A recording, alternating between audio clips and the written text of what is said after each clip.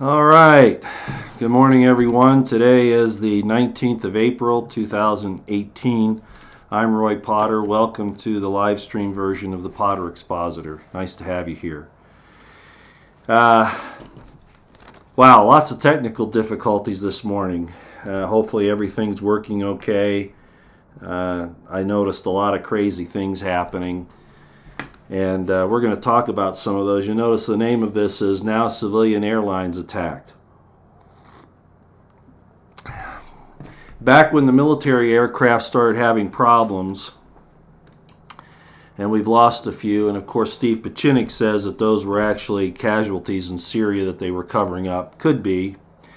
But the fact of the matter is that we have lost some military aircraft. And we said at the time, Scott Anthony, myself, probably some others, certainly Monty of Monograph, said that there would be attacks on civilian airliners at some point in time, and probably a major 9/11 type false flag event of some sort, which is kind of seems to be underway at this point. Now I know, Monty, he is a verified remote viewer. And I know that sounds crazy to a lot of people, but in fact, it was and is a military intelligence program that's been around for a number of years. And David Morehouse, Major David Morehouse, he might actually be higher in rank now. He's probably retired at this point, but he wrote a book called Psychic Warrior, explaining how this whole system works, and it is for real. It was being done at Fort Meade, Maryland, back many years ago. So. I give Monty credit for that, but also just for deduction for things that are going on. And of course, Scott Anthony was saying the same thing, look out because civilian aircraft are next, and he tweeted something out similar to that yesterday. So we've lost a couple of engines, one that caused the fatality. Southwest Airlines on, let's see if I can get this straight here. Yeah, on the 17th of April, lost an engine, and a poor lady, God bless her, and blessings and prayers to her family, was injured in the blast and then partially, I guess, sucked out the window. Horrible, horrible thing to happen. So we give condolences to her and her family. She didn't deserve that, of course. Thanks to the pilot, who happened to have been trained in the Navy. She was very well versed in what to do and saved everybody else on the aircraft from her professionalism, so we want to thank her for that. But then on April 18th, a similar thing happened to a Delta airliner. And Monty had an RV, a remote viewing of something to do with an American Airlines jet. Hopefully that's maybe what he saw was one of these and just thought it was American Airlines. I'm not certain, and I don't want to go too far that way, but he has been pretty close on a lot of things, so I want to make sure that I mention that we're not out of the woods by a long shot. The deep state, of course, is striking back in a lot of different ways. And they're going to get very, very nasty. Trump has made some inroads with North Korea, and we now know that because of the agreements with North Korea, Kim Jong-un in particular, that any idea that the Syrian strike was to bring North Korea in line is not true. That is definitely not what happened. All of these things with Syria are basically happening independent of the entire thing with North Korea. Now, you could still say it's to show Iran and Russia, but no, I don't think so. I don't think that's what these are about. And I'll go back to saying that Trump made a misstep there. But we'll talk about that in a few minutes. The big thing right now is just there's not much you can do about it. However, it looks like it's very likely that we will start seeing more attacks on civilians in this country by the deep state using the FedEx system that's in all engines of all aircraft, and matter of fact in all aircraft, as Field McConnell from Able Danger explained. Now, before I go any further, let me ask and see if this sound is okay. That's the major problem I was having this morning, was with the sound. It's interesting. My computer, it has an antivirus program on it, but strange things happen, as most of you can imagine. So let me just make sure that I'm not over-modulating. And it's good sound, Lisa Love. Thank you. Thank you very much. And I hate to keep asking for that, but again, like I say, I don't wear the earphones to check it because I think it looks a little funny. Plus the fact that I don't have any moderators that can give me that information other than my daughter and a friend of mine who, if they're watching, and I don't know that they are this morning, but all's good. Thank you very, very much. I appreciate that. Okay, so we can proceed. So I guess what I'm saying is that the attacks on American civilians will commence, I think, from here on out, to show that, and the purpose of these types of terrorist attacks done by the deep state or by, regular terrorists that they've groomed like ISIS or whomever, is to show that the government can't protect you, which you should realize anyway. But a lot of people think that that's what the government can do, and so when these attacks occur, it does. It actually lowers trust and belief that the government can protect you, which is a fallacy anyway. You should never do that. Your security, your protection is always your first responsibility. However, it's kind of hard when you're on an aircraft. It is. When they can bring the entire aircraft down, what are you going to do? Not fly? Well, it might come to that. I don't want to be an alarmist and scare people, but I think what we're seeing is portending what's about ready to happen in a lot of ways, in major ways and frequently. So keep your wits about you, your situational awareness. Frankly, if something doesn't feel right, cancel the flight and get on another one. That's all I can tell you. I don't fly for a lot of reasons. I won't go into that. Not that I'm afraid.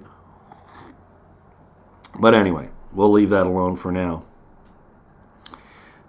Okay. I might as well bring up this whole thing with Syria because I think it is still a problem, as I predicted several weeks ago, that this is not going to go away. And Nikki Haley, I listen to Lionel Nation, and of course Alex Jones has talked about it. I've never liked Nikki Haley. A lot of you folks that have been watching me for a long time will remember that when she was selected as an ambassador, there were some things that I was enumerating that I felt that Trump was doing that were problems, and she was the number one on the list was Nikki Haley. And now that has proved out to be correct for everybody to see who's willing to see it and understands what's happening here. Nikki Haley is deep state. Nikki Haley is deep state, and she is a corrupted individual.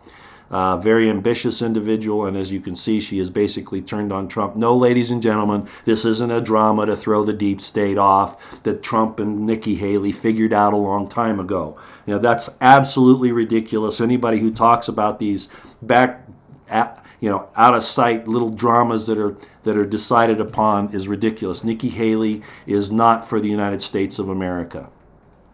Trump should get her out of there, but he probably selected her because she wasn't for Trump. She was a never Trumper at first, but at any rate, then she got on board at some point, and then Trump brought her on because she's a woman. There's an example of this affirmative action that backfires on you when you make a decision like this. So Trump doesn't have everything figured out, and Nikki Haley has turned on him. And as I predicted for a long time, I haven't trusted Mike Pence since day one. And now we're getting some percolations down on the lower end that possibly Mike Pence and Nikki Haley have come up with a way to try to assist bumping President Trump out of office one way or another, and then also running again in 2020. Do we have absolute proof of that? No, but all the circumstantial evidence points to that, and yes, I believe it 100%. I have from the beginning that Mike Pence couldn't be trusted, and certainly not Nikki Haley. But Trump has insisted on putting these people around him, all for the reason, as my friend in California would say, that because he couldn't get anybody else to help. Giuliani, Newt Gingrich, who I wouldn't want anyway, Newt Gingrich. But the point is that he went back to old school, good old boy club members and brought them back in, and it's been nothing but trouble for him. He really needed to take, as I've said all along now for over a year, and you all are sick and tired of the mantra, he needed to go on the attack regardless of the apparent odds against him, and use the military, the DOD, the trusted military. There are a lot in there you can't, but that's where he should have figured out who were his friends and who weren't, and use that to go forward with this entire thing, to do these tribunals, etc. There is no other way, and I've resisted that, and I hear people say, oh, the last thing we want is that. Well, that's not full-blown martial law. That's not it. We don't need troops on the streets. It could come to that if the left goes against Trump in such a massive manner that it endangers the society, endangers the republic. And Steve Pieczenik will poo-poo a lot of this stuff. No, it's for real. Steve Pieczenik is trying to keep a lid on this because that's what he does. But he says there's no possibility of civil war. Well, it's already occurring in the government, and now, of course, with these airplane attacks, it's moving back into the American people, where they're going to make these efforts to cause Trump and all of us difficulties. So at any rate, Nikki Haley basically came unglued and challenged Trump, saying that she doesn't get confused. It was Larry Kudlow that said that she was confused, and she says, I don't get confused. She is in rebellion against President Trump, and he should fire her immediately, along with Jeff Sessions. Ray, people are starting to say, well, he's coming back. That's going to happen. No, Ray is deep state. He is not. I don't believe that for a second, and of course neither Rosenstein or any of those other people. And we got a replacement in the FBI who's the SES, as the assistant director, and then we've got all this stuff happening in the CIA. Things don't look good, ladies and gentlemen. They're coming full bore after Trump and against us, against our thought processes. And I hope you understand, this is a war against our thought processes, against our belief in the constitutional republic and the Bill of Rights and those things. Now, is the Constitution perfect? No. There was a very good article that I read the other day, and it's very true, that when we had the Articles of Confederation earlier in our history. If most of you have studied this, I don't know if you have or not. It was actually a very good piece of governance. The articles were. And what happened was that they knew that there were some problems, there were some weaknesses in the articles. So what they did was, this is how the Constitutional Convention came about. They sent delegates, all the states sent delegates to the Constitutional Convention in Philadelphia to work out and improve the Articles of Confederation, to make sure that the weaknesses there were plugged. But what they did in secret, and yes, it was in secret, was draft the Constitution of the United States, which isn't, in my opinion, as good as the Articles of Confederation were in the beginning. All they needed to do is add a Bill of Rights. They could have done that. We didn't really need the Constitution the way it was made up. There are a lot of fairy tales about that period of history, and all of that about George Washington. These men did have weaknesses, but they were trying to plug these weaknesses with the Articles of Confederation, but they sneaked the Constitution in there, which basically made a strong central government that would be like a cancer and it would grow. And that's exactly what's happened. So why do I still support the Constitution? Well, I'll tell you, because we haven't anything any better that's going to work. That's why. And if it fails, what we're going to end up with is anarchy on the streets and mass civil war and unrest and war and all of that. So that's the reason why I support it to this day. Because like the Articles of Confederation, when they tried to fix the weaknesses in it, the Constitution has those weaknesses that can be fixed if we would. And I brought one of those up before, and that is that there's no prescription in the Constitution to punish those who violate it at the executive, judicial, and legislative levels. Not really. There isn't any prescription for that, and there needs to be. And I know that would be tricky to work out, but it's absolutely necessary. So Nikki Haley is back on the Syria thing. They want to bomb Syria again. They're going to come up with another false flag. Trump stepped on the landmine that they put there for him. He walked right into that ambush, and he went along with it. And that's why I'm having a problem with him. But kudos for him on what he did with North Korea. And again, that proves that North Korea, or that the bombing of Syria wasn't to bring North Korea in line. Okay. Apparently, I saw this on Twitter. I don't go on the Chans anymore. I don't have any interest in that, as you know. The whole Q thing kind of, revolves around outside my sphere of concern and study. But, of course, it still happens and it slips across my radar, either because of Lionel or Alex Jones, or Zach came on Alex Jones the other day, give an excellent review of what was going on. I was very happy to see that. I've had some questions about Zach, still do. Not saying I don't. I don't know how he could be getting away with what he's doing. Some people say he's on the alliance side. Well, that might be, but if he's wandering around the San Francisco area now, they could take him out so easy it's not even funny. So I have some questions about him.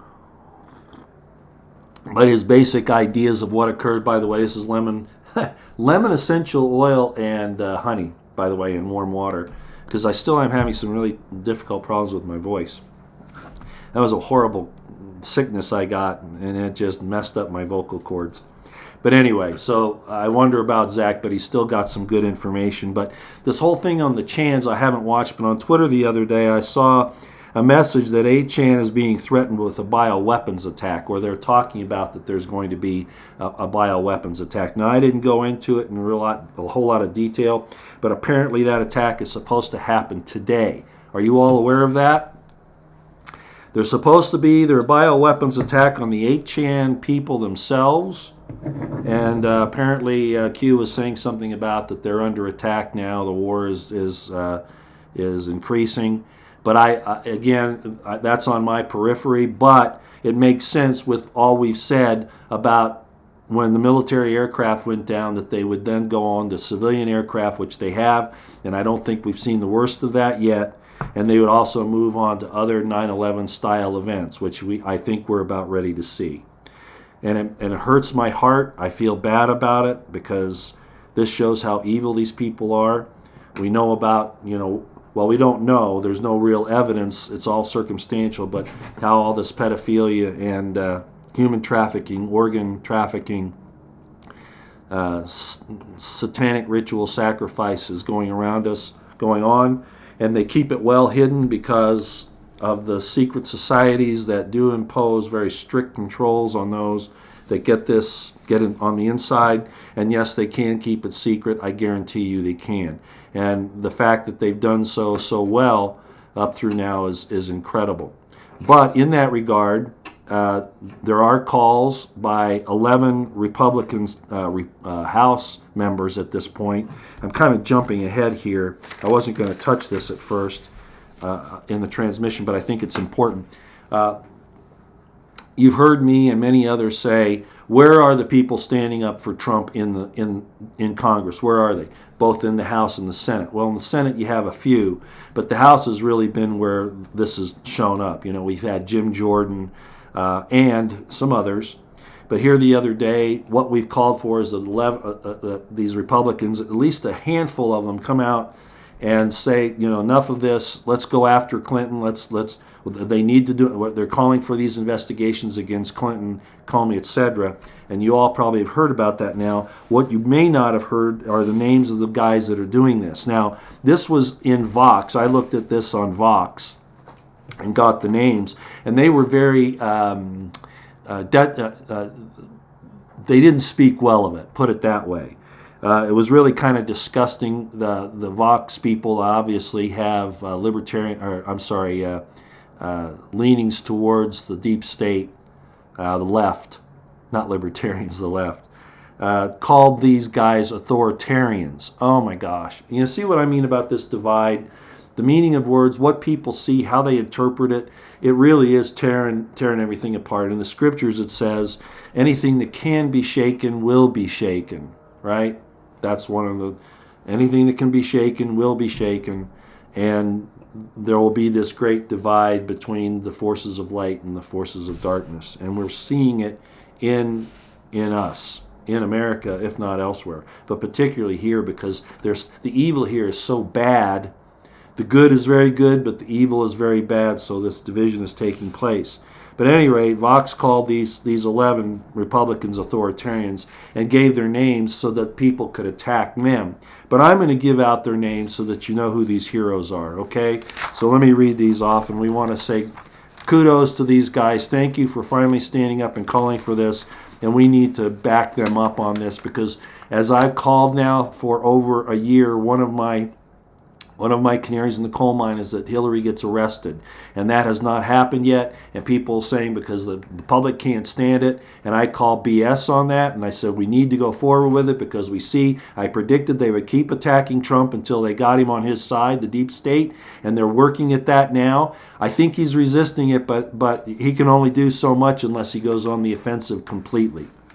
And these people are giving him cover. So let's give their names out because they're heroes. Ron DeSantis, Andy Biggs, Dave Bratt, Jeff Duncan, Matt Gaetz, no surprise there, Paul Gosar, Andy Harris, Jody Heiss, I hope I said her name right, Todd Rokita, Claudia Tenney, and Ted Yoho.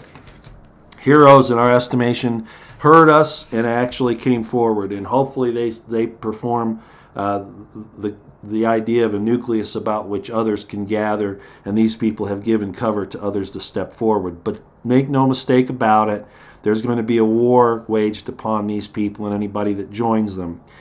So buckle up. We're going to see some really crazy things start to happen. By the way, the chat room is on, as you already know, but I just wanted to make sure that you knew that I did that. So they're calling for prosecution of Clinton, Comey, McCabe, Loretta Lynch, Peter Strzok, Lisa Page, Sally Yates, and others. Sally Yates, I came out against her a long time ago. It was really funny. It was on 4chan, I think, at the time. It may have switched to 8chan, the Q thing, but I saw what Sally Yates had said about Trump, and I called her out and told her that she'd be pulled down because of her loud mouth and her disgusting, seditious behavior, that she would suffer the effects of a military tribunal. And it looks like if it doesn't happen on the civilian side, like I think there are some problems there, at least there's somebody backing up that it happened at some way at some time. So Sally Yates, I don't like her at all.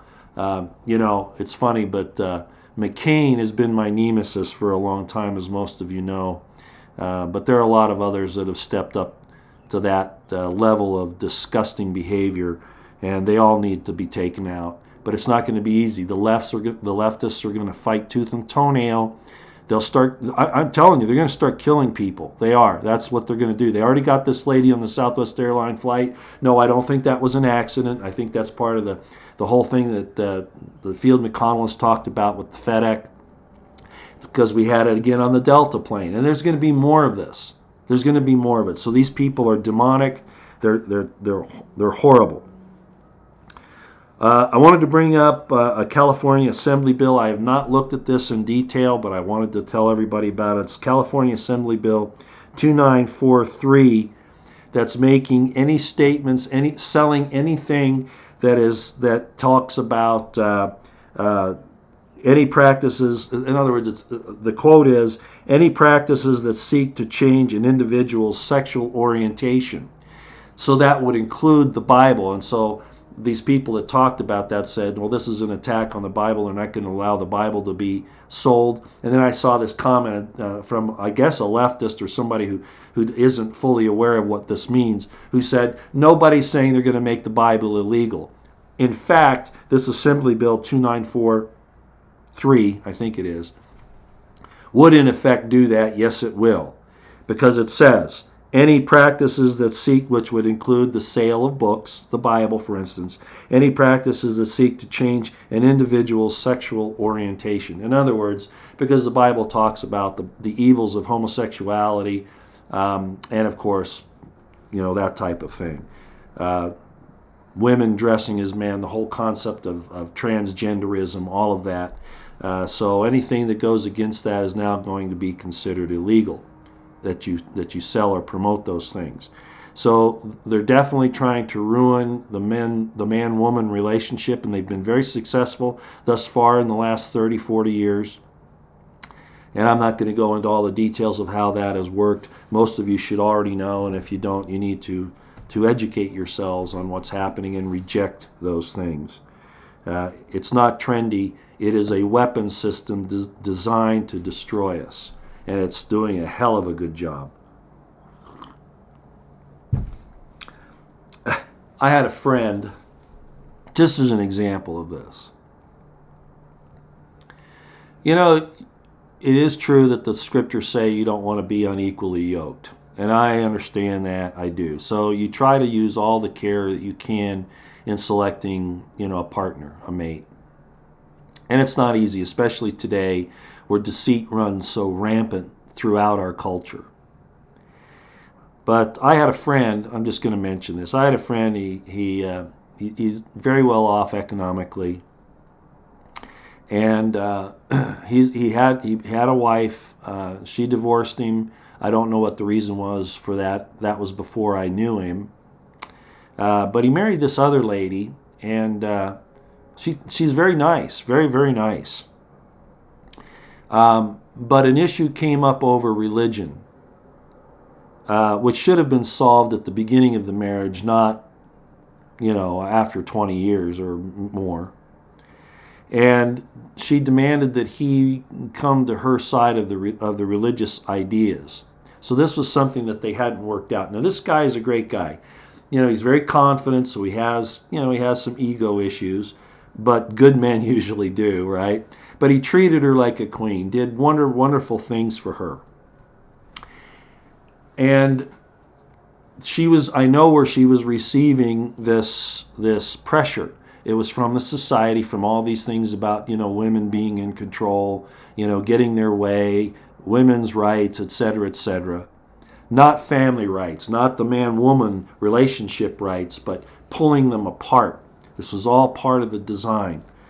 And it was also in the religious institution that she belonged to, and she demanded that he bow down to.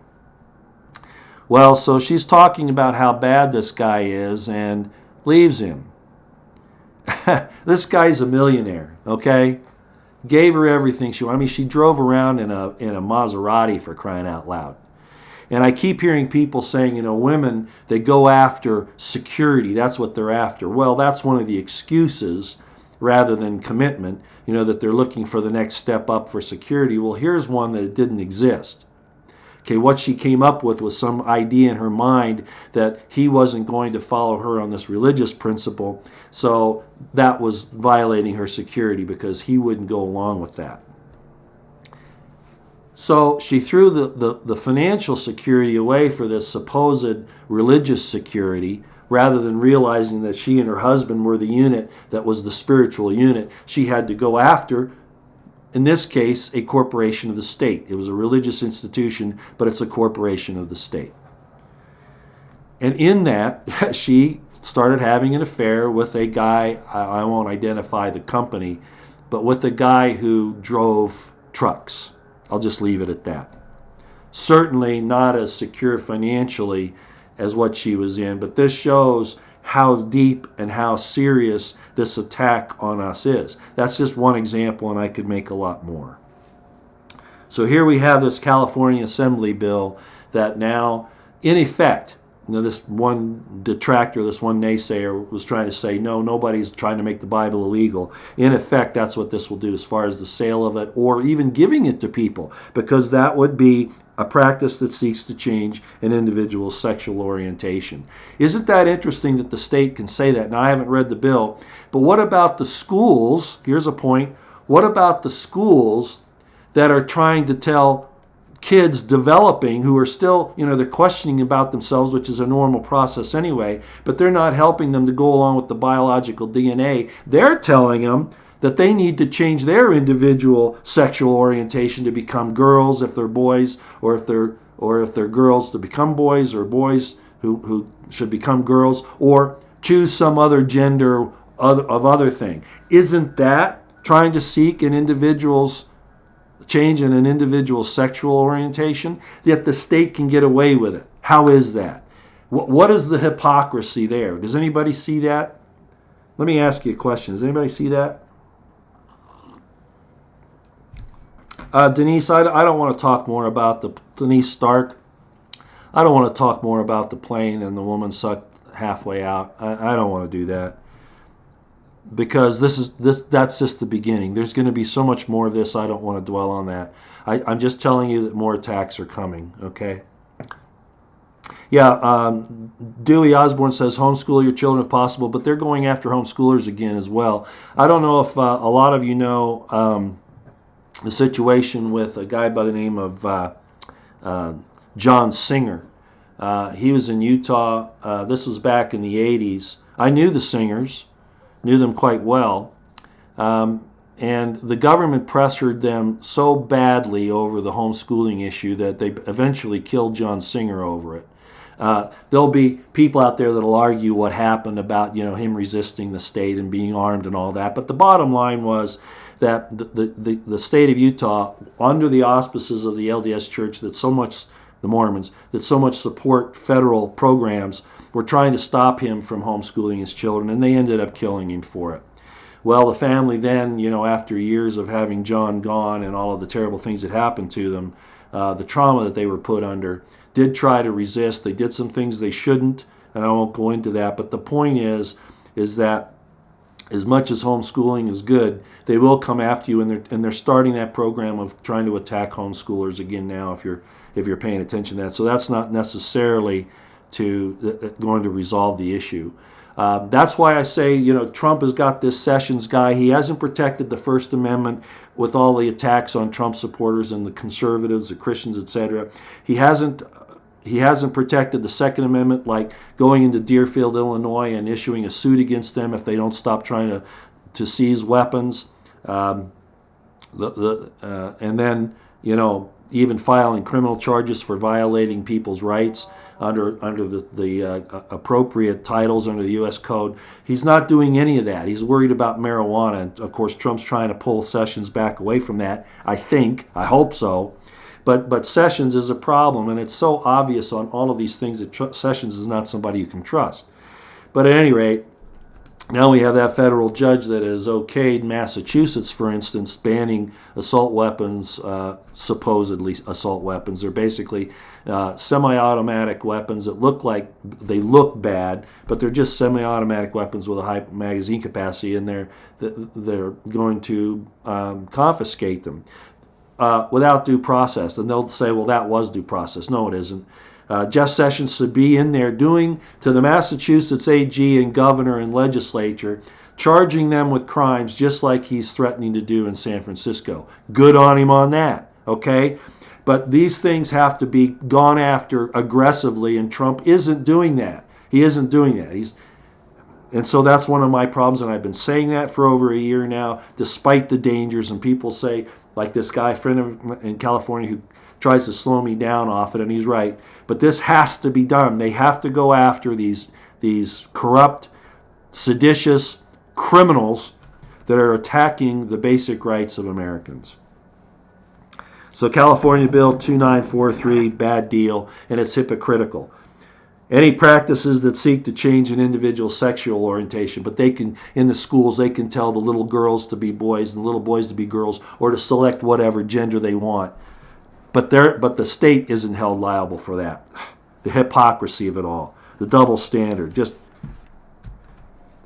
people in California are standing up against Jerry Brown now, though, at least on the refusal to help Trump send the National Guard to the border, the California National Guard, and this entire thing with the illegal aliens. Anyway, the people in California are starting to revolt, and as well they should. And this isn't just the white folks, okay? This includes, everybody else as well, even people that have legally immigrated from Mexico.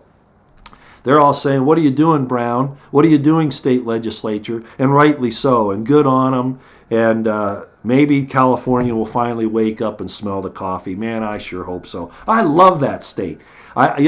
I've spent a lot of time in California. I really, really like it, even though it's the traffic's bad in Southern California and up around San Francisco. Yeah, it's bad, but it really is a cultural rich place. It really is. And I've just hated to see it go downhill over the years. And it really has. And of course, that problem has migrated to other places like Austin, Texas, Florida. I love Florida too. I haven't spent as much time in Florida as I have in California, but I'd like to.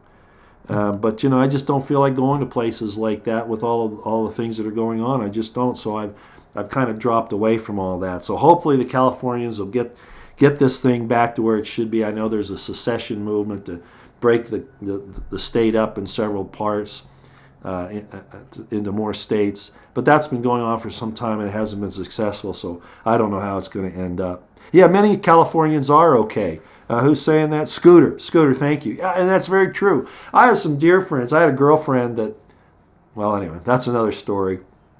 But I became very good friends with her brother-in-law, her sister's husband. And they're great folks. They're absolutely great folks. They believe in the Constitution. They're first, the Bill of Rights. There's, they go out and they shoot guns and they ride Harleys and they're just great people. And so, yeah, a lot of people in California are really, really great. So I just hope that they can get it back.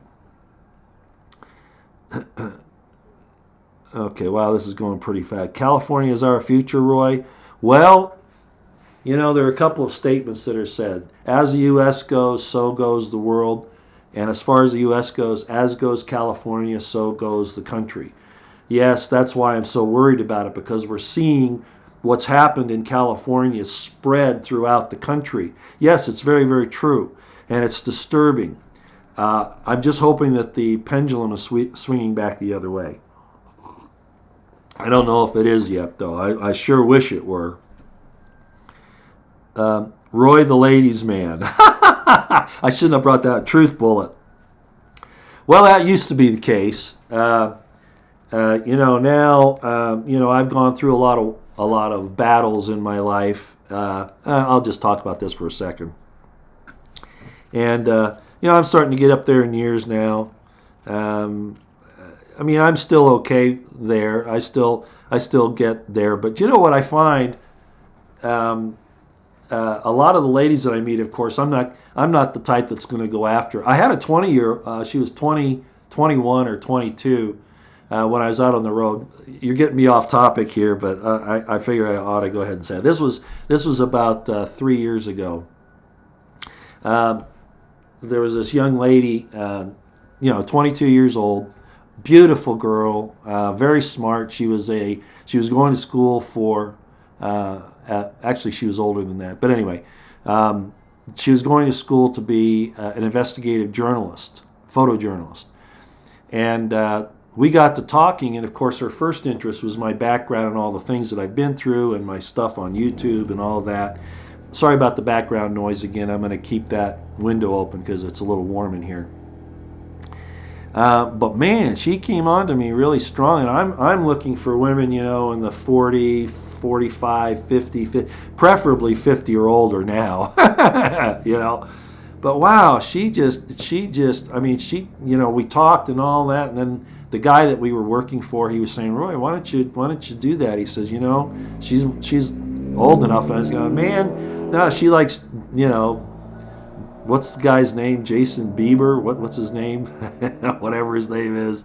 And I'm a Led Zeppelin, Jimi Hendrix, Chicago, that kind of a difference in ages and tastes. And I said, that'd never work. No, I'm not going to do that. Plus, I'm not sure I could raise another family at this point.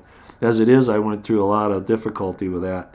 But good kids, but it was hard because of the circumstances.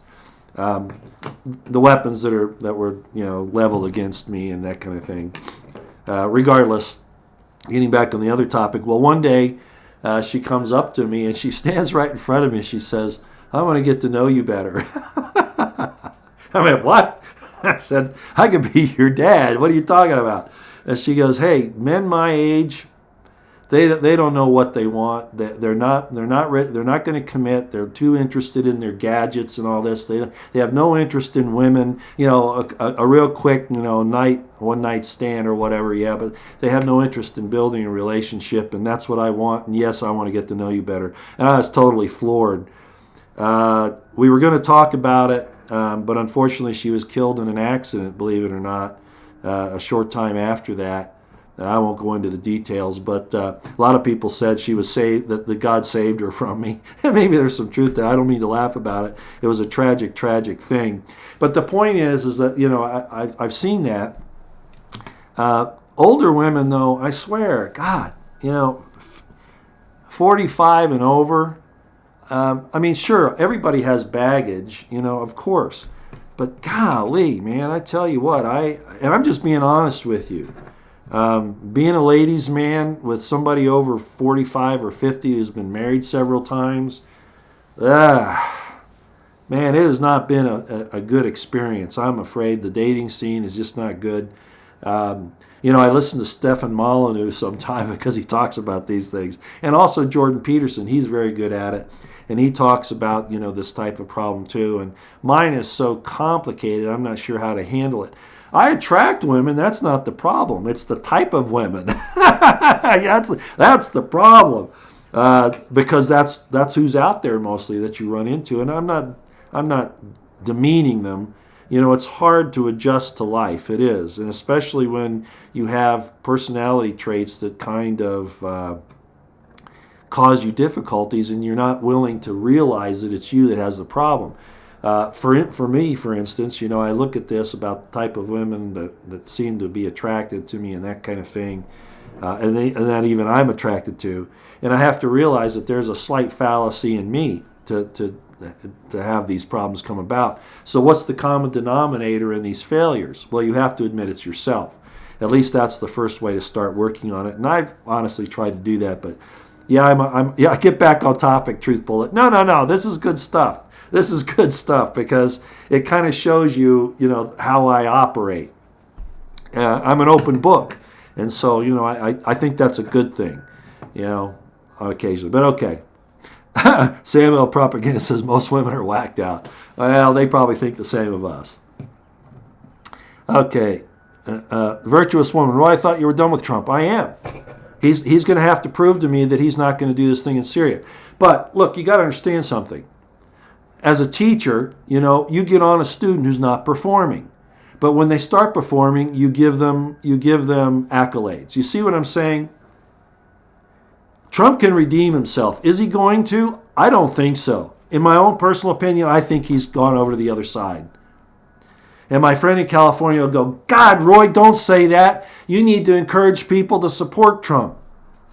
And I'm going to say it again. Principle, not personality. I'm not attracted to a cult of personality. I'm attracted to principle. And that's why I'll call out anybody, including Trump, when they don't abide by principle. I don't buy this BS on Syria that he and Nikki Haley and his team are putting out. Mattis stood up against it, which really surprised me, actually. But Mattis apparently stood up against it.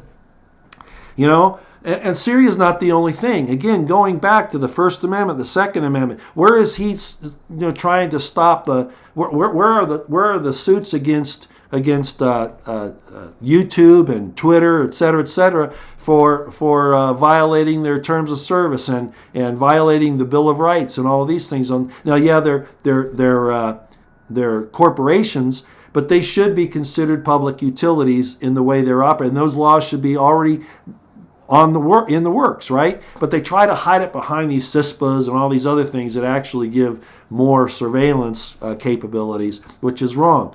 But at any rate, the point is that they're not going after with trust violations and other things against these terrible multinational corporations, and it's a bad thing. And Trump is not doing well on that. And he's even talking about going back to the TPP. Can you believe it? That was one of the big things, not to be part of the TPP, and now he's talking about going back into it. A very good investigative reporter by the name of Vicki Davis. I've tweeted her stuff out on a number of occasions. You can look her up. She just did an article on Trump's waffling on this TPP thing, and it looks like he's going to go back into it because he's being pressured to.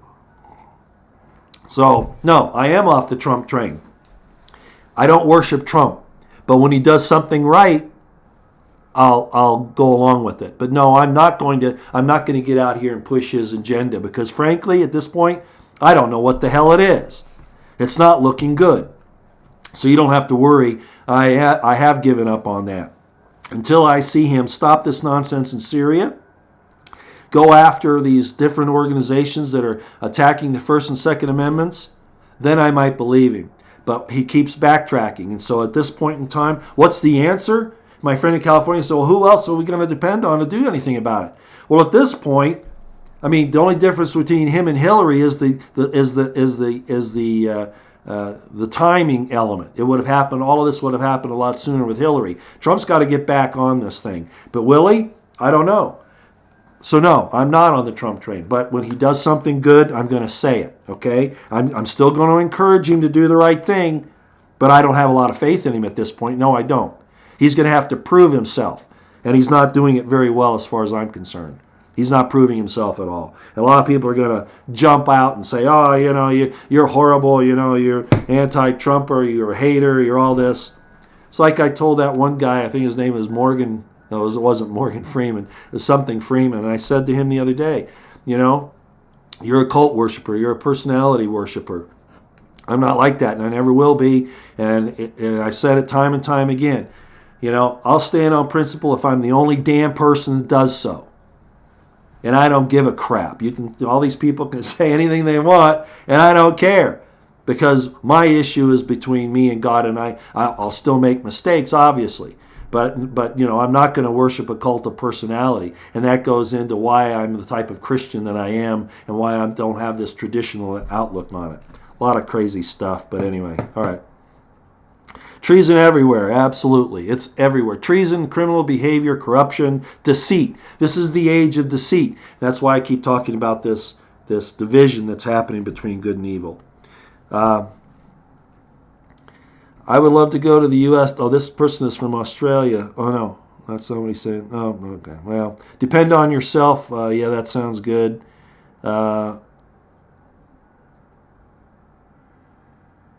Yeah, Denise Stark, I stand on principle too if it kills me. And what else are we going to do? And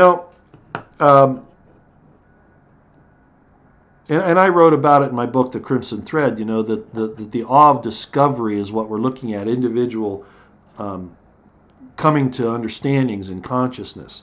The awe of discovery is what this should be about, and it shouldn't be suppressed. And if you're forced to believe something in order to survive, that's unjust. Obeisance for mere survival is an evil. It absolutely is. Pence is a globalist. I've believed that from the beginning, Linda Johnson. He went and talked to Davos, remember that? It was right after the election or maybe right after they took office, and he went and he told everybody there, we're still on board with you. Well, that's not what Trump was saying. I've never trusted Pence from the beginning. I never have, and obviously I didn't trust Nikki Haley. I've been on her ever since. Okay, Rod Rosenstein's sister is head of the CDC. Absolutely correct. See how all of this works? God, these people are just bad. Okay, Sue D, watch it, Roy. Lots of laugh. The older gal here, don't put us all in the same boat. And I understand that. I don't mean to overgeneralize. I would love to meet a lady that's got her feet on the ground, that doesn't have these other things, these other issues. I just haven't been able to find her. Okay, if I told you the stories I've had, my wife died in 2008. Didn't date for 2 years, and I finally found this gorgeous lady. I won't go into all the details, but that didn't work out.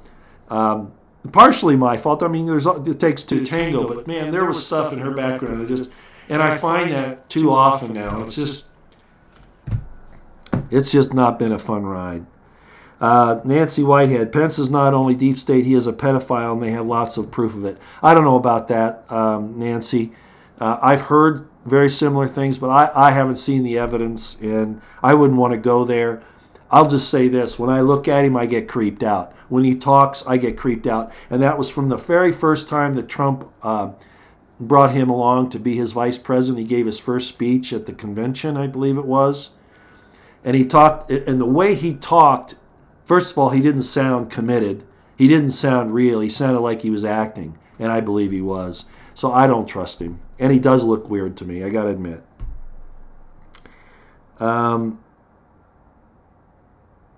Okay, let me keep going here. Go ahead and go on the chat. Let me bring up a few other things. I got to get back to Syria for just a minute. How much time have we been going? 50 minutes already. Holy cow. Most of you should know by now, it's been on Reuters, it's been on InfoWars, a lot of people have talked about this, that we knew that the OPCW, the people that were going to investigate the chemical attack in Syria, have been denied doing that in various ways. Even when they got into the area, they were sniped at, they were assaulted. These are all actions that the U.S. government and the IC, the intelligence community, the Saudi Arabians and Mossad and MI6 are all promoting to keep the truth coming out so that they can keep up with the official narrative. I said that when this thing first happened, and it's proven out to be true. And Trump, he just needs to bite the bullet and admit it. He just needs to say, I was duped, or I went along with this because I thought it would be a good thing. I repent. It was the wrong thing to do. And anybody in my administration that continues to say that we have to go into Syria, I will fire them. So here we have the OPCW being prevented from doing their inspection. Does that surprise anybody? I mean, Trump didn't even wait for the inspection before he acted. And this is going to happen again, just like what's his name? Owen Schroyer talks about on InfoWars, and other people. Yes, it's going to happen again because Nikki Haley says it's going to. That's what she's sending out there. There are going to be more false flag attacks. She won't call them that, but there are going to be more chemical attacks because they want war. They will just like I said, and I said it all along, right? These people will destroy everything rather than give up power. And Nikki Haley is evil. Woman or not, she's evil. Not much. I mean, Hillary Clinton's in a whole nother class, but Nikki Haley is certainly trying to climb up that same ladder. Is she married, by the way? Poor guy. Feel sorry for him. Yeah, I made a note here. I'm getting to hate Nikki Haley almost as much as I do John McCain. Haley says, I did not get confused. That was a slam against Trump. Isn't that amazing? See what we got here. Okay. Yeah, I already knew that. Okay. I think I've covered everything I wanted to. I'm sure there's a lot more going on that we could discuss as far as, what's important. All I'll say is this. You're going to see a lot of attacks against Americans now.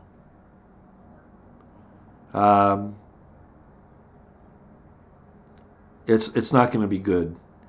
Even with Trump, what looks like right now he's caving to the other side. That's not going to be enough for them because do you understand? They're not out to just destroy Trump. Trump was there because of us, and I hope you understand that. Yes, it could have been manipulated by the powers that be. He's on that Tarot deck back in 2005. There was the Simpsons thing. They've known that Trump was going to be put in power for a long time. My hope was that he had fooled them into them thinking that he was somebody other than he really was. Do you see that?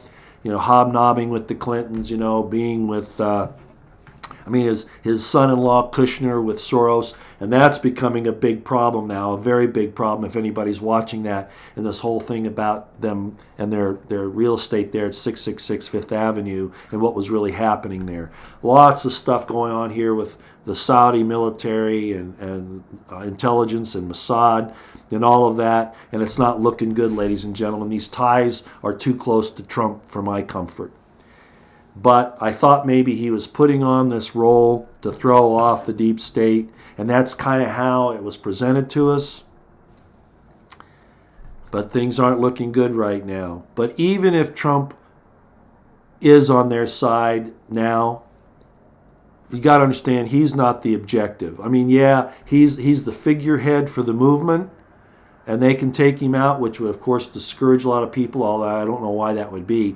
Alex Jones the other day was, and so was Owen Schroyer saying, and so was the Zach guy, no matter what they do to Trump, we have to continue on with the Second American Revolution. But you see, they're trying to destroy that. And they are out to destroy these ideas in our minds of God-given rights should be protected by government. Yes, those things are definitely a problem. They're after that. They're not just after... Oh, I'm getting a request here. Let me look at this.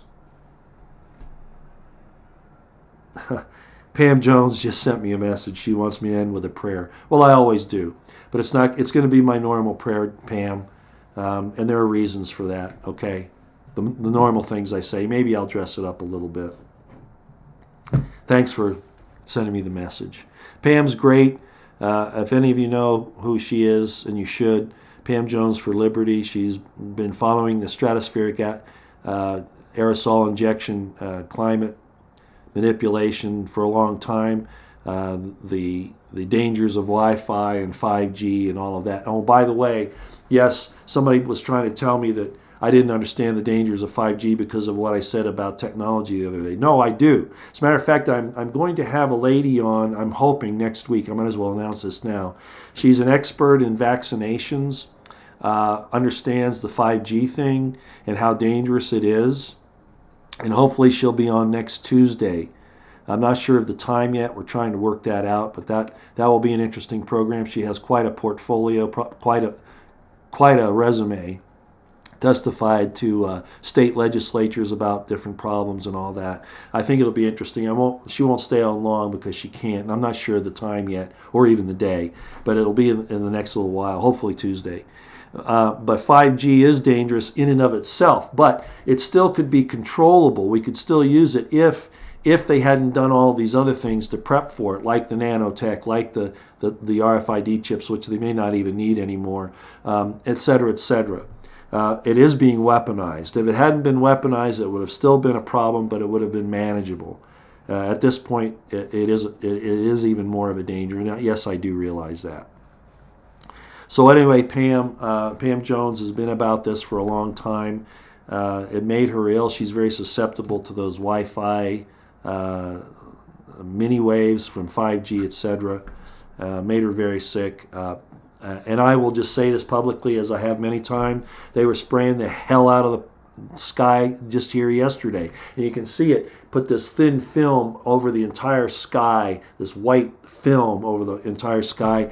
Is Trump trying to stop that? I kind of heard her in the grapevine he was, but I don't believe it. And he does know about it. There's no question he knows about it. Why isn't he trying to do anything about that? Now, I realize he can't do everything. But in reality, I don't think he's doing anything. As a matter of fact, the other day, he tweeted this thing out about his great moves internationally, and I can't remember. I could probably look it up, but it was basically this. And by the way, I don't think he's in control of his Twitter anymore. So he could have a gun to his head in the White House, but he let this happen anyway because he didn't take action like he should have, aggressive action. So he let them take control. So he might have a gun pointed to his head and to his family's heads. I agree with that. And I sent out a thing on Twitter the other day where I do these. I learned it back when I was in the military, but and in other places. But you can take a sentence, a paragraph, for instance, that somebody writes, and you do an analysis of the number of words versus the number of letters, etc. And you do an analysis, and you can tell if it's the same person or not. And I don't think these tweets are coming from the original Trump. I don't believe that. But that's another story. The point is that this thing came out where he's saying, or it was make it look like he said, that he had done all these great things internationally, but that he thinks that the government here, that our institutions here are a banana republic, and that he's very sad about that. Duh! That's why I said he needed to clean house here first, regardless of the sacrifices. He needed to take care of the enemies in our country, which are causing these problems around the world. Absolutely. The CIA, Clinton and her Clinton Foundation and all of that mess, the deep state government, the SES, Serco, all of that. He should have taken care of it here. The war was here, President Trump, not in Syria, not in North Korea, not in Africa. So yeah, then stop being a hypocrite. See, I'm not on Trump's side. He's a hypocrite. And people say, oh, well, it's because he's being stopped from doing it domestically. Well, bring the same powers to bear here that he's bringing to bear elsewhere. But these presidents always want to be remembered for their great international deals. No, I want the father to take care of what's going on in my home. That metaphor. I want things to be right in my home before you start helping the neighbor across the street. Ever read there's an old character by the name of Walter Mitty. Did any of you ever read that? It's kind of like a Rumpelstiltskin, He's always helping somebody else. He's never taking care of his family. He's off doing all these. I'm kind of guilty of that, actually. What am I saying? I've been involved in these fights for a long time, but it really was for my family. But if he really wants to make America great again, stop playing games on the international scene. It's not necessary. Go to war against the criminals and the traitors in this government, our enemies here. And he needs to do that now. And hopefully he's got some help in Congress that are going to back him up, because he's been lacking that. Oh, Jim Jordan's been there, and Gates and Grassley to some extent. He really waffles a lot. He's a senator, of course. But they're there. They just haven't really done it. But this is partly Trump's fault, because he waffles so damn much. He's a schizophrenic in the way he treats things. He says this one day and he does that the next. He's very inconsistent. And people like Corsi will say, well, he does that because everything's in chaos in Trump before he finally fixes it. BS, Corsi.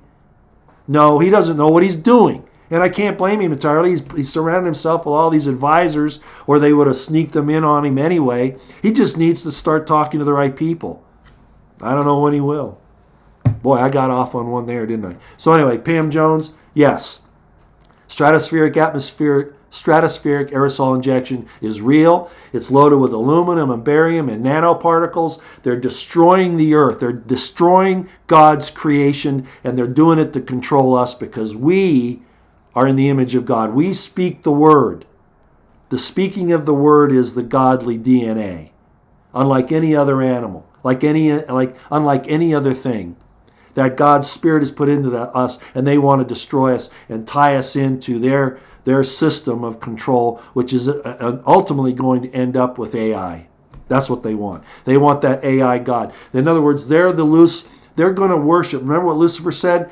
I will fix all this, God, if you give me your throne. That's basically what he said. I'll fix all this and I get to have your throne. I want your place. I want to be like the Most High. So here we have mankind who's created this thing, this computer wonder that's going to end up in AI, and they're going to worship what they've created.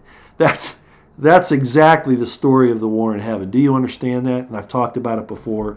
I won't waste a lot of time on it. We're over an hour now, ladies and gentlemen. Okay? All right. So, terrible things on this atmospheric program. And it is real, and you just need to understand, even those people will poo-poo it and say, oh, look, it's been talked about in textbooks. You can go look on it, on the patents, which brings up Serco again. You can go, and Clinton and Comey, if you understand this whole thing about the patent office, which Abel Danger talks about very, very well, and so does American Intelligence Media and others. But anyway, this is real. And it's a war upon us. It's to keep us from having the Spirit of God. Bottom line, that's what it's about.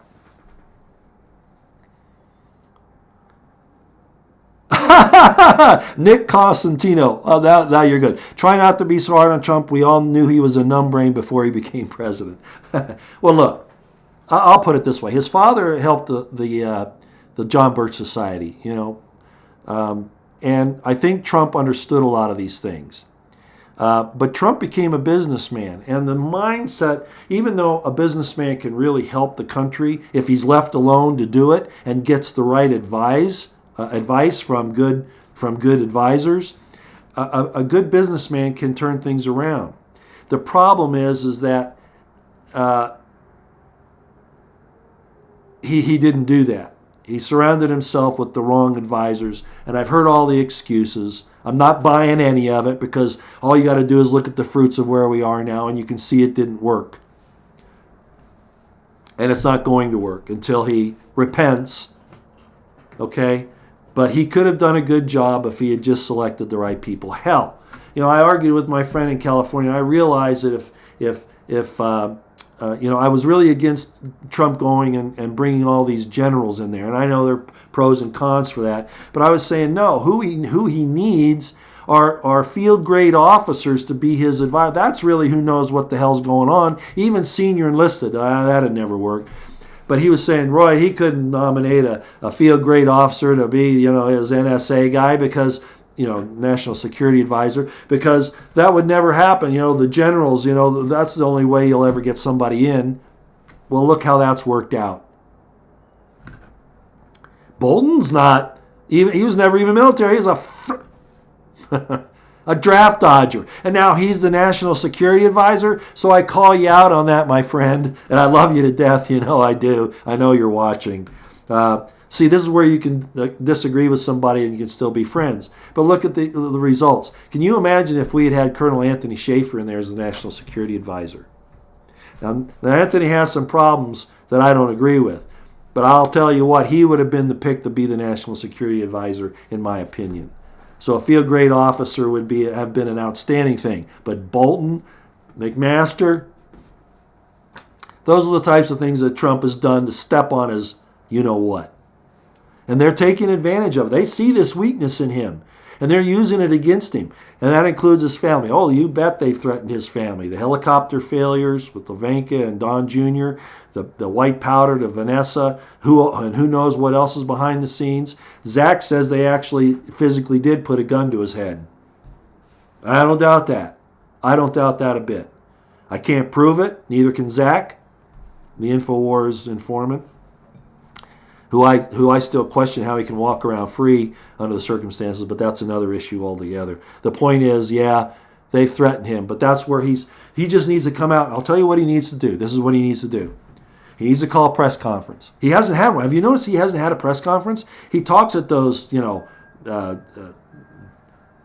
go out and they have those get-togethers, those when somebody's running for office or whatever, he gets out there and he draws in a lot of people, but he hasn't really had a press conference. He needs to call a press conference and he needs to tell the American people. And I called on Reagan to do this. I never thought either of the Bushes would do it or Clinton, but he should. He should just come clean and come out and say, look, this is what's happening. And I let it get out of control and I'm trying to get it back. Would that cause problems? You're damn right it will, but he would show his honesty. And that's what we need now, not deceit. Not deception, not betrayal. We need a strong guy regardless. And Zach said that the other day, and I brought it up. The thing with the trolley car. You're coming down on a runaway trolley car, and you can pull the lever and go to the left and hit 3 people. That's his family, right, who he's trying to protect. And I understand that it's a hard decision. Or you can keep going down the track and kill millions of people, well, hundreds of people. The metaphor. You see the problem, though. And he's choosing the wrong thing, ladies and gentlemen. He's absolutely doing the wrong thing. Can he get out of it? Is he going to be smart enough? 4D chess and all that? It hasn't happened so far. Kudos on him for Korea. I hope that pans out. It would do the world good. But not if he starts a war with Russia and China and Iran. Because I'll tell you what, if that war starts, you'll see North Korea flip in a heartbeat. And everything he did to stop North Korea from doing what they're doing is going to be lost in a day. Mark Helm, you do not agree with me. Well, good for you. That doesn't disturb me. And I'm not going to call you names for it. You were very polite about that, okay? You don't agree with me. Very good. Very good. And I can understand that. I can see your point of view, believe it or not. But I do think that you have to look at this thing in detail outside of the cult of personality. Okay, I do think you need to do that. But hopefully we can talk about that a little bit more.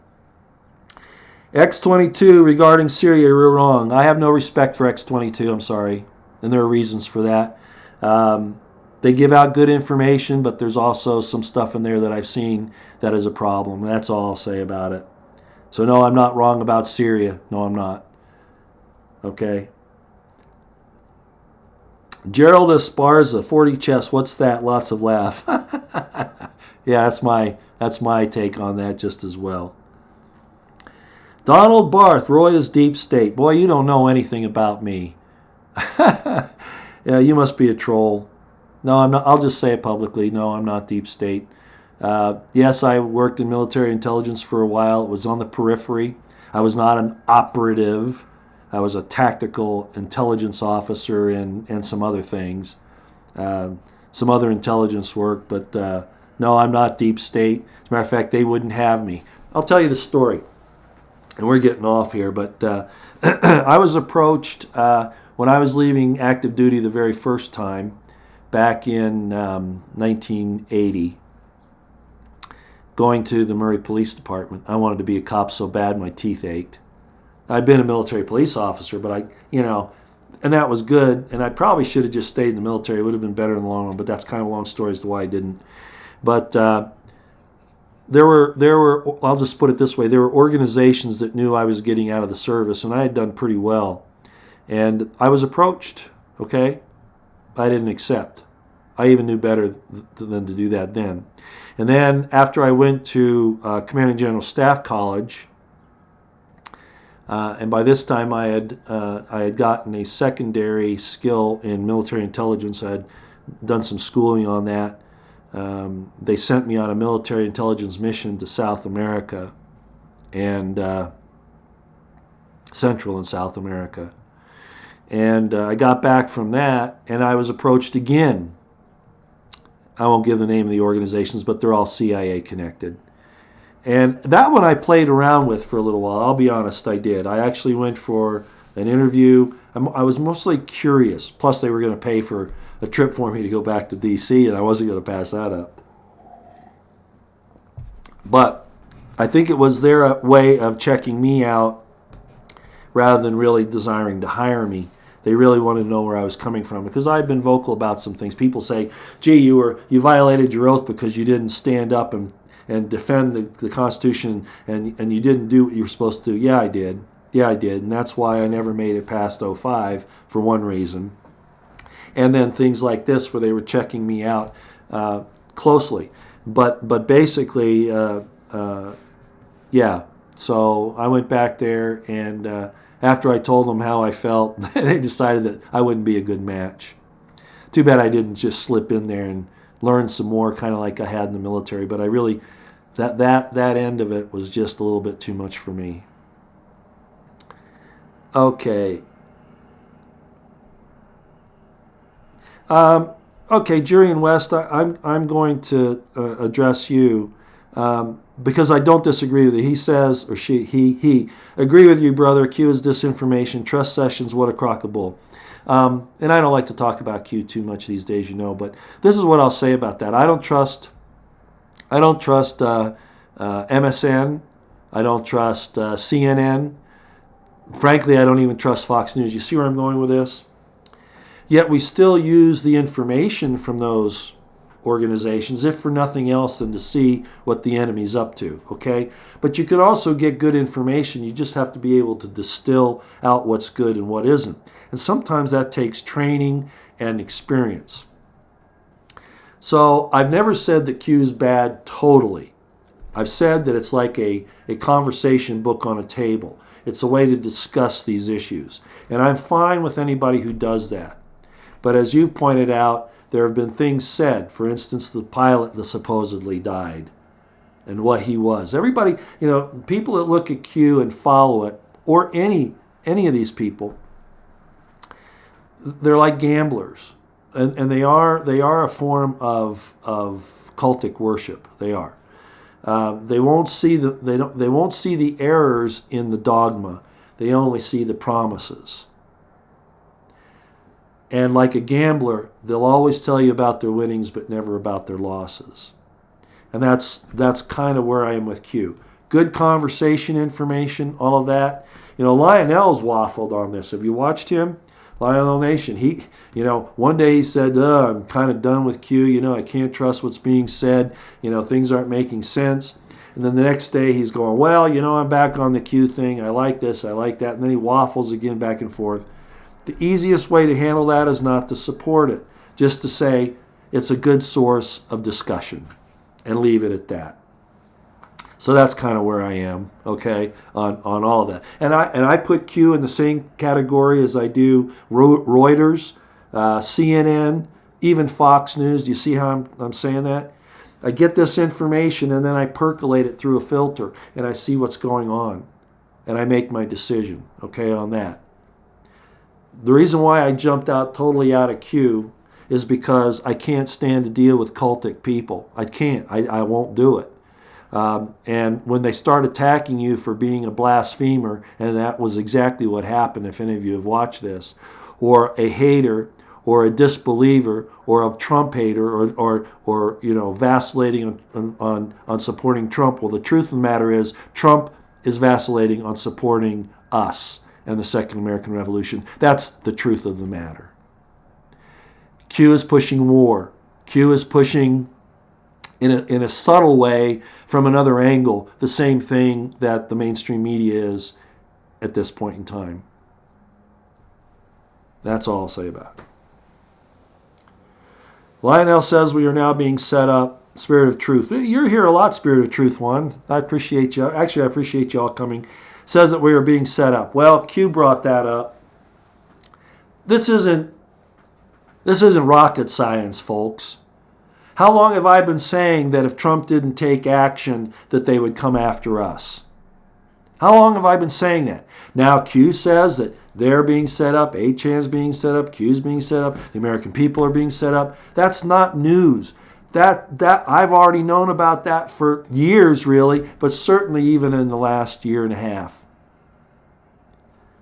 Yeah, we're being set up in more ways than one. Surveillance is still coming down. 5G is still coming down. The Panopticon is still coming down. They're still planning on a bioweapons release. They're going to do false flags. They're going to bring down airplanes. They're going to force us back into their deep state New World Order system or kill us. That's the goal.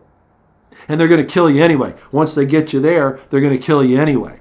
These people are evil. Now, Q's right when he says that. These people are evil. But I'm going to tell you something. No, they are not stupid. They know exactly what they're doing. And anybody who says that they're stupid and that Trump is fooling them, they're out of their mind. Out of their mind. Trump is learning his job. Don Malloy, I like that. And I've talked about the learning curve for Trump for a long time. I'm not saying he's not salvageable. I'm saying that if he keeps going down, if he keeps those two wolves I've talked about, the good wolf and the bad wolf, and which takes over is the one you feed. If he keeps feeding that bad wolf, he's going to continue down that path, and he must stop today. Have a press conference, come out, tell the truth, talk about these things that are happening to him and the threats that are being made. Will it make him look weak? No, it'll make him look honest. Be damned the mainstream media and how they'll attack him for it. They'll attack him regardless. Because the real ultimate goal of taking Trump down is to take us down, to take the constitutional republic down, and any hope that we can have a great, great future where we can use this technology to take us to the next step in our, I don't want to call it evolution, in our development. Let's put it that way. Lucifer and his minions, I call him Lucifer, that's not his real name. But it's what you know him by. Everything right now is to stop mankind from developing and going to that next level. And putting away this politically correct bullshit that's been going on to poison our minds and our children and our relationships. Men and women are a good thing. That's a good thing. And they're trying to destroy it. It's in 1984. Go read Orwell. He'll tell you about it. And what he saw and what he predicted, where we are at now is far beyond anything Orwell ever envisioned. We're in trouble. God help us. And I mean that as a prayer, Pam. God help us. Because there's nobody else that's going to. Trump's not your savior. Trump is either Saul or he's Cyrus. And that choice was given to him. He can either become Cyrus of Persia and allow us to go back to God and the proper principles of prosperity and human development, Or he can become Saul and be so jealous of his position, so frightful of losing it, that he'll turn on his promises to God. And that's the direction he's going at this point in time. And he must repent and come back the other way. And I'm not waiting on him to do that, because I don't trust him. I trust that God can bring him back, but praying for him to do it, that God's not going to come and force him. Well, he might. Leaders like kings, God can work with them because he can't force them. So there was a lady that said, I believe that prayer will help Trump. But not if Trump doesn't accept it. Because you could even have God, if you've rejected the truth so much, you could even have God himself come to you and you could say, no, I'm not going to do that. Would Trump do that? I don't know. That remains to be seen. But no, praying to God isn't necessarily going to change Trump's direction. He's got to do that himself. He agreed to go by the way of Cyrus and to allow us to go back to those human development, mankind development, bring out the secret technologies that will help propel us into the next level. That's what he was talking about. Freedom, liberty, that stuff. And that was right. But now he's starting to act more like Saul. And I'll call it that way. So, we'll wait and see, I guess. What else are we going to do, right? Nothing else we can do. Free will, yeah, absolutely. Even kings have free will. But God handles leaders, political leaders, differently than he does these little people that make these little mistakes. But the leaders, especially the ecumenical leaders, the leaders of churches, will try to make you feel guilty for your little indiscretions, your little missing the marks, because that's how they control you and make you feel guilty so that you submit to their power. Understand that it's what's in your heart that matters. You may make mistakes, but did you do that mistake out of evil? Maybe wickedness to a little bit, maybe because you put down your guard and chose wrongly, but are you really evil? But they'll try to tell you that God's going to destroy you because, you love this woman over here that you shouldn't do. Or you do this little indiscretion over here that you shouldn't do. Hey, if they believe that God is who he is and that he works with people according to their capacities and those people are honest, God will handle that. We don't need these people between us and God. We don't need it. Alex Jones, the CIA. I just got accused of that a few minutes ago. Who said, David Zao, sweet. I just got accused of being deep state.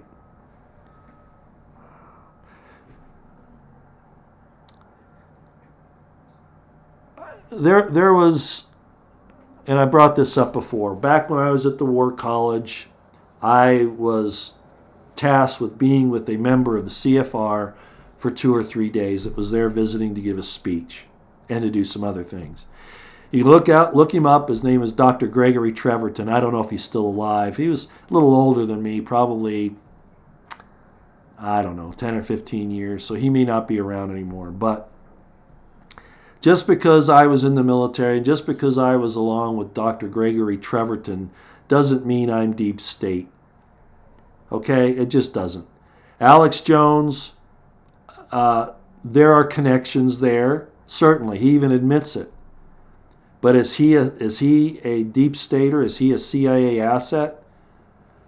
Look who his enemies are. Could that be drama? Could that be show? Probably not.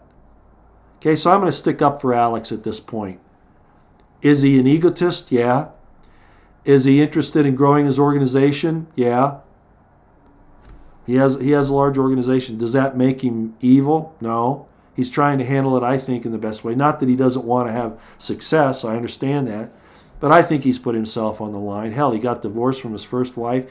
He probably has some psychological damage at this point because he's been at this war for so long. So he probably does have some weaknesses. He probably is stressed out to the point that he's probably hard as hell to work with. I couldn't work with him, and I've said that before. I'd end up in a fist fight with him out in a parking lot.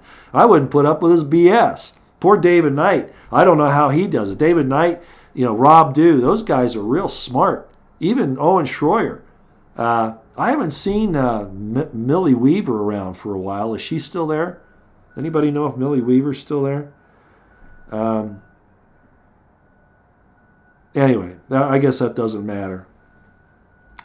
Please discuss the criminal referral. Okay. Yeah, that's a good one. Okay, so what's happened is, and I've called for it for a long time. One of the canaries in the coal mine. There were two of them. The Bundys being freed was one, and then Clinton being charged with crimes. Those were my two canaries. The other is on the negative side. If Trump goes to war in Syria or that kind of thing, that's a canary showing that he's gone the other way. Okay, which he's done now, and I'm very worried about that. Despite all the things, well, nobody got killed or all that, but they're trying to stop the OPCW from getting there, et cetera, et cetera. So getting back on the criminal charges. So these 11 congressmen and ladies have demanded that Clinton, McCabe, Comey, Strzok, Lisa, Page, etc., even all the way down to, they haven't said Obama yet, but that's where it would lead, need to be investigated for crimes, high crimes and misdemeanors. They're not going to find too many misdemeanors. It's going to be high crimes, treason, sedition, fraud, conspiracy, those types of things. So they have called for it. Who has to do it? Well, it's either got to be the Justice Department or Trump has got the national emergency in place. He can use the military, and I believe he should. He should just sidestep Sessions, because Sessions is a piece of crap, and just go after him with the military tribunals. That's my feeling on it. That's a danger. I already understand that. That can get out of control too, because the military is controlled by the military-industrial complex and the deep state. There is a danger in that. But at this point in time, I see no way around it. And I've said that for a very, very long time. I'm watching out the window here. I should have taken a picture of it. They're doing surveillance on me. I just saw them go by. See, I'm still on their grid. They're still wondering who I am. Yeah, they just went by. They use these little Chevy sedans, not always the Suburbans and the Escalades, etc. Sometimes they'll use or the Crown. Well, Crown Vics are out, but yeah, this guy's been here before. I've seen him. So they're still at it, even though they can digitally watch you. They can surveil you through all this stuff. They still like to do the gang stalking and double checking that they're. Remember Jade Helm? When they did Jade Helm, it was to check to see if their data was correct on their geospatial surveillance. And so that turned out that it was accurate. And I was running into stuff back at that time, too, where they were doing that. And here they are. They're still doing it. Is he really still there? Sometimes I'll project I'll just tell you, sometimes I'll project my transmission to another place, which must drive them crazy. Nah, they're not sending black helicopters for me. I think their big thing was, generally, could they turn me like they were trying to do Randy Weaver, to be an informant? And they know I'm not going to do that. That's just never going to happen. So no, whoever that was accused me of being deep state CIA. No, I am not. And if you look at my history and what's happened to me, if I were deep state or CIA, I wouldn't have suffered what I did, and I would be in a very high profile, very lucrative position somewhere. And that's not the case. And I give what experience I have, my education, my training, I use that free. I don't ask for money. I don't care about followers. I do it to unload the karma that I put on myself from working for this evil system off and on for 28 to 30 years. And also because some of the things I did in my personal life that I thought were good, I think my intentions were good, but I really wasn't capable of going to those levels of responsibility. Not at the time I did them, and I have no intent of trying to take that type of thing on again. That's it. Starfighter 7. Roy Potter, why are you so bold to use your real name and Alex Jones does not? I don't know that he's not using his real name. It's Alex Emmerich Jones, right? Isn't that his real name? He's not Hicks. He's not the Hicks guy. Maybe you can tell me who you think. Are you and Denise Matos still dating? You're funny, Jimmy Schultz. Oh, you're good. You're good. That's a good joke. Yeah. Boy, that would never. No, she's not my type. Not just because she's attacked me either. That's funny. That's a good one. Now, Janine, I'm more attracted to people like, this would never happen, but like Judge Janine Pirro. I like that strong woman, intelligent, attractive, not crazy.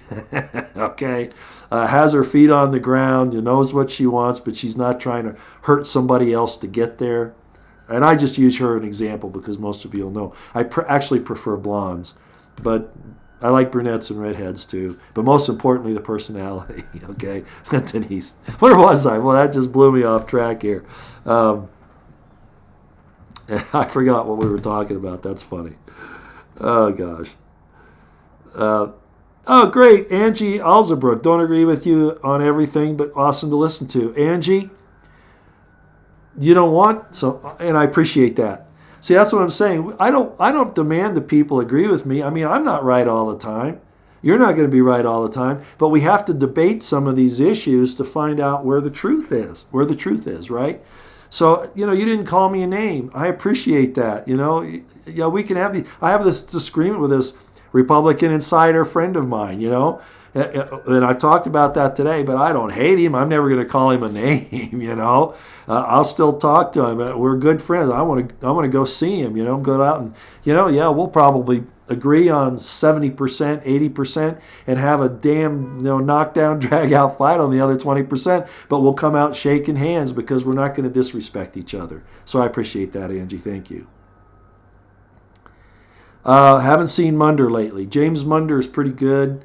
I like a lot of the things he's done, but I don't follow him closely. So yeah, that could be. I don't know. I know he's having trouble with surveillance, some serious stuff. Who knows? Oh, Alex Jones has replaced Bill Hicks as rumor. Oh yeah, no. Alex Jones, I know for a fact he's not Hicks. Bill Hicks, no. So that's what I was talking about. Why do I use my real name? Because it wouldn't have fooled anybody if I'm too well known. And I probably would have just used my real name anyway because I believe that adds authenticity. It adds, I don't want to say believability because that's really not the issue. Authenticity, that it's a real person, that I don't have another agenda. But there's another obvious aspect, and that is I was a public figure back in the late 70s and 80s. I was in the news all the time, from things I did in the military, standing up against the authorities, the military authorities under certain circumstances, and then my personal life and what happened in the Murray Police Department and all. I'm just too public. There was no sense in me trying to hide who I am. You either take me for what I am. What you get is what you see. If you don't like it, go somewhere else, right? So that's why I use my real name. There's no reason to hide it. I talked to my family about it, obviously, way early on before I started. And the kids, of course, couldn't really put it in, but now they're all adults, and I talked to them. Some of them like what I do, some don't, but I've cautioned all of them that, there is some difficulty that they could encounter because they call me their father if somebody finds out I'm their dad. And that has happened. And some have, kind of pulled back a little bit, not from me, but, from saying, well, Dad, you got to get off of that eventually. And then others going, yeah, Dad, go get him.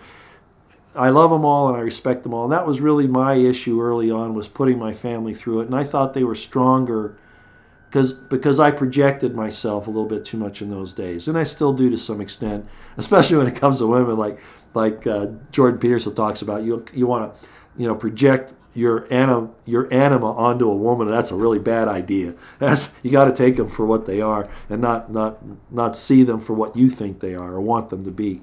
But that was the same with my family. I thought they were strong like me and would see things as far as standing up and being, steadfast on these issues. And I thought that they would do that. In reality, they weren't strong enough. A lot of them, they weren't strong enough to do that. And it was probably wrong for me to do it. But the examples I used to go forward were Jesus Christ. I believed that, he stood up despite the problems his family might suffer. And they didn't like what he did. They came on him. They came up against him many times, right? Saying, look what you're doing. And even his friends, saying, they're going to bring down the Romans on us. They're going to destroy us. So sometimes you just and Trump needs to do this. He's got to stand up despite how his family feels or whatever predicaments he may put them in, and do the right thing regardless. And that's not an easy decision to make. I've been there. I know it. But sometimes you just have to. God said, if you're not willing, Jesus said it. He who finds his life shall lose it, and he who loses his life for my sake shall find it. That's a pretty succinct way of saying it. You do the right thing regardless. You lose what you want. You sacrifice where you want to be, where you think you want to be. You sacrifice that for the good. And that's really going to be the ultimate reward in the long run. It really will be. Okay, I think we've gone on long enough. This is one of the longer ones. Go listen to Lionel Nation. I know a lot of you don't like the way he dances around, pulls things in, but he'll increase your, one of the ways you exercise your brain is to go listen to somebody like Lionel. Go listen to Jordan Peterson. Expand your horizons out a little bit. And I know there are people that don't like American intelligence media, and some of their stuff, all right, it's maybe questionable, but whose isn't? But go look at their stuff. They're doing some good things. Tracy Bean still is, despite the fact that, I'm not with her on the Mueller Sessions deal. She put out some great information on the recent release in the OIG report, showing something that we already knew. We were talking about this long ago, but now the OIG report has verified it, that there were these calls to the New York PD by Comey or by Lynch and the local U.S. attorney there, and some other things to try to suppress the information on Weiner's laptop. We already knew that, but now it looks like there's evidence in the OIG report to substantiate that in a circumstantial way, but it's all there. So she's doing great work. Jordan Sather, I'm going to keep mentioning these names. Isaac Green, all of these guys are great. Ben Swan is doing great work. He's back. He took a hiatus, and sometimes I think I need to, and I still may, but then I have a couple times, but he took a really long one, came back. And I could name a lot. Jake Morphonios, as always, who very much is against Trump, but he has really great insights and great connections, always gives great reports. Shepard Ambulis, Scott Anthony, still out there doing great stuff. I don't agree with him on the Syria thing, but there we are again, you see. I disagree with his analysis on that. Normally he's right on, in my opinion. This I don't think he is, and I think that as this goes forward, we'll find out that that's the case, that he's not going to be correct on that. But I'm certainly not going to throw him under the bus or throw him away. He's been too good, far too many other things. So all these people are doing great work. The disagreements that we have are necessary in the debate to find out what the truth is, and the deep state will understand that we're not just drinking their Kool-Aid, okay, or drinking our own Kool-Aid for that matter, that we are willing to investigate even our own ideas as being right or wrong. That is a strength that the deep state can't stand. Okay, that alone, in and of itself, all by itself, is a strength that the deep state, the New World Order, the Luciferians cannot stand. That we are willing to, within ourselves, debate about the issues. They don't like that. They want us to be groupthink, like what they produce in the MSM. So, like Scott Anthony said, they may shut down this conservative person over here, but they can't get all of us because we're too different. That's our strength. It's a weakness. It's a weakness in that we don't go forward as a unified group to do exactly the same thing. That is a weakness that the Luciferians, the New World Order, and the deep state, etc., don't have, because they use force to keep their people in line. We're decentralized. Spirituality should be decentralized, centered on God, but not necessarily dependent on others. You see, that helps to have the input and the camaraderie and the brotherly, sisterly connections and all that the scriptures talk about. But decentralization really is better. And that's what our government was supposed to be, was a decentralized central government. A small central government with the real power decentralized, only coming together in the common defense. That's Christ-like. Preach too long today? Hey, everybody. Yeah, I didn't really want to do this morning. The weather's been kind of bad, and my voice is giving me problems. Even this stuff isn't helping. But I wasn't sure I'd be able to do it tomorrow. And I wanted to get some of this information out this weekend, especially, and I'm going to say it one more time, they're going to start attacking us, ladies and gentlemen. I don't mean by just, censoring on YouTube or that kind of thing. I'm talking about physical attacks. They're stepping it up. The airplanes, the next step is around the corner. God bless those poor people that could be victims of these evil demons in the flesh, controlled by either AI or by real demons. I don't know. Whatever it is that's got them, they're going to hurt a lot of innocent people, just like they have in Syria, Iraq, all over the world. Las Vegas shooting, we still don't know the truth of that. We know it's tied into this whole Saudi thing and the Mossad deal, trying to get at Trump to force his hand. All these other, like the Parkland shooting, we're not being told the truth about any of these things. And that's Trump's fault, ladies and gentlemen. I'm putting the blame right on him. It's his fault.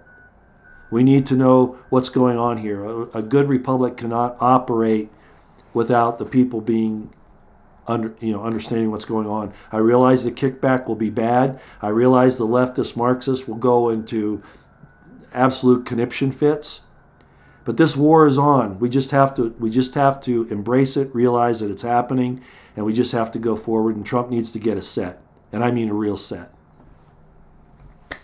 God bless you and all of yours. This is my prayer, Pam, okay? God bless you. God bless all yours.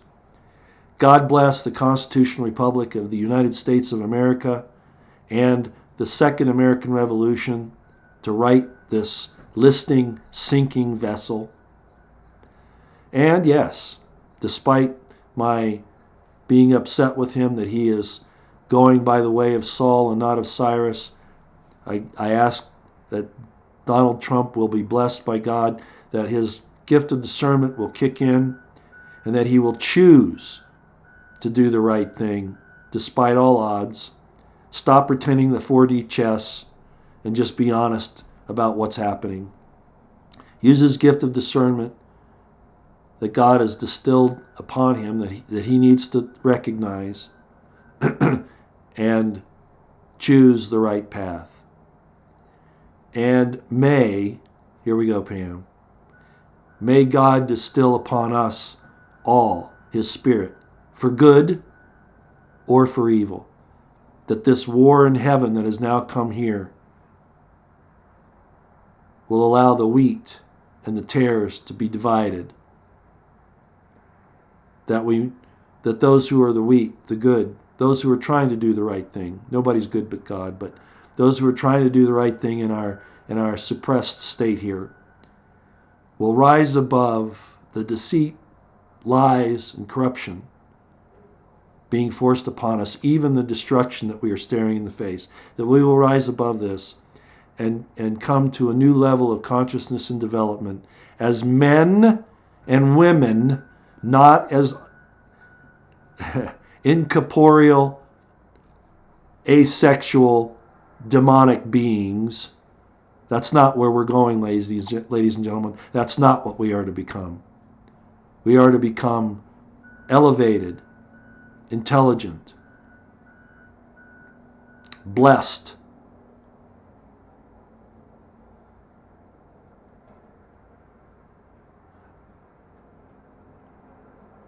I'll leave it at that. Men and women. Men and women. That's what we are. That's what we are created to be. May God bring that realization to us that we may embrace it. Love our creation for what it was meant to be. And be ready to move on to the greater development that is planned for us. Either in this life as we are transformed, possibly, or if we are committed to the dust, that we will be raised again in a perfect condition as men and women, with the adversaries injection into our DNA that has polluted us removed so that we do not any longer seek to abide in that lower realm. And I pray for this in Jesus Christ's name, even though, like I said, I look at that differently than you. In the holy name of God, which I won't say, and in the name of Jesus Christ. Amen, everybody. Have a great day, right?